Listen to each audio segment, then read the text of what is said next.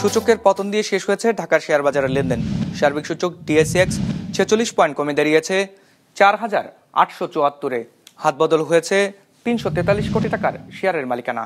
লেনদেনে অংশ নেওয়া প্রতিষ্ঠানগুলোর মধ্যে দর বেড়েছে 54টির, কমেছে 309টির, আর অপরিবর্তিত রয়েছে 35টির দর। এবার বাজার নিয়ে বিশ্লেষণ শুনবো সিটি ব্যাংক ক্যাপিটালের। আজ দিনের শুরুতে মার্কেট ঊর্ধ্বগতি নিয়ে তার লেনদেন শুরু করে। দিনের মধ্যভাগে এসে ইনভেস্টরদের মধ্যে সেল প্রেসার বাড়তে থাকে, যা দিনের শেষ ভাগ পর্যন্ত অব্যাহত ছিল, যার ফলস্বরূপ মার্কেট দিন শেষে 47 পয়েন্ট নেগেটিভ নিয়ে আজকে তার লেনদেন শেষ করে।